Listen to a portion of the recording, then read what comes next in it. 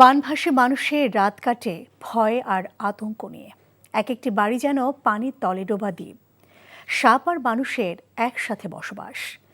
নোয়াখালী লক্ষ্মীপুরের পানিবন্দী গ্রামগুলোতে বিদ্যুৎ না থাকা ঘুটঘুটে অন্ধকারে তাই পালা করে ঘুমান বন্যার্তদের কেউ কেউ। বানভাসীদের রাতের চিত্র তুলে ধরছেন হাসান মাহমুদ, ছবি তুলেছেন রনি রায়হান।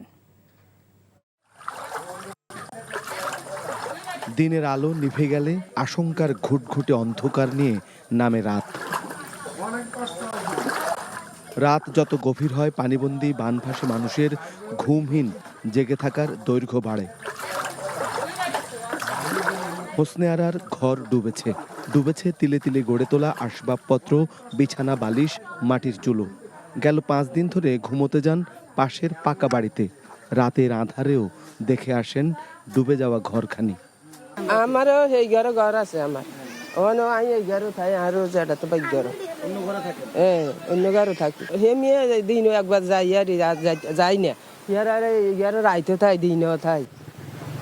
বাড়ির সদর দরজা কিংবা উঠানে থই থই পানিতে সাপের ভয় বাড়ে রাত যত গভীর হয়।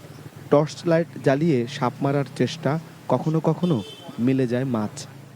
দিনে যাতাই হোক না কেন, রাত যখন নেমে আসে তখন এক ঘর থেকে আরেক ঘরে যেতে এরকম পানি ভেঙে যেতে হচ্ছে।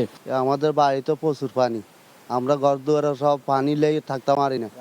রাত্রেও সাপ টাপের ভয়ও আছে, এই জন্য আমরা একটু খুব কষ্টে আছি। সর্বকিছুতে রোডে গাড়ি আইতে যেতে আমাদের কষ্ট হয়।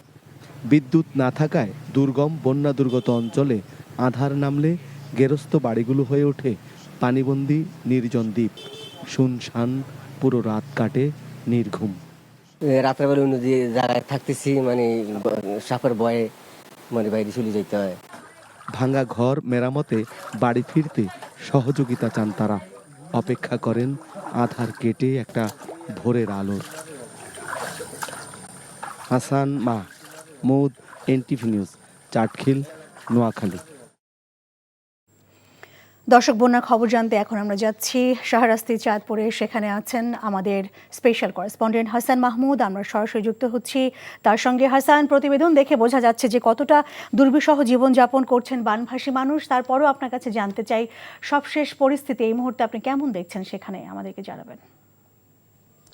চাঁদপুরের বিভিন্ন অঞ্চল আমি ঘুরলাম, বিশেষ করে শাহরাস্তিটি হচ্ছে বন্যার জন্য সবচেয়ে বেশি ক্ষতিগ্রস্ত হয়েছে। শাহরাস্তির অঞ্চলগুলো আমরা দেখেছি। আমরা ডাকাতিয়া নদীর কাছাকাছি গিয়েছি, সেখান পর্যন্ত দেখেছি যে ডাকাতিয়া নদী থেকে যে সেই নদীর অঞ্চলের যে বাড়িঘরগুলো সেটা এখনও তলিয়ে আছে। কিন্তু আমি এখন দাঁড়িয়ে আছি একটি মাধ্যমিক স্কুল, প্রাথমিক বিদ্যালয়, সব কিছু রয়েছে এরকম একটি বিদ্যালয়ের সামনে দাঁড়িয়ে আছি এবং সেই বিদ্যালয়ের যে নিচু ভবনগুলো সেগুলো কিন্তু ডুবে গেছে এবং যে উঁচু একমাত্র একটি ভবন রয়েছে সেটিতে পানি না আসলেও পুরো মাঠ কিন্তু একেবারে থই থই করছে। এমন বিদ্যালয়গুলো কিন্তু বন্ধ রয়েছে। এটি দেখানোর একটি কারণ হচ্ছে যে স্কুল কলেজে এই অঞ্চলে বন্ধ এবং শিক্ষা কার্যক্রম, যে শিক্ষার্থীরা যে এই বন্যার কবলে পড়ে কতটা শিক্ষা কার্যক্রম থেকে বঞ্চিত হচ্ছে সেটার একটা চিত্র হয়তো এখান থেকে একটা ধারণা পাবেন। কারণ এইসব যে শিক্ষার্থীর কথা বলছি তাদের বাড়িতেও কিন্তু পানি, সুতরাং একই রকম অবস্থা কিন্তু তাদের বাড়িতে, অথবা তাদের বাড়িতে আরও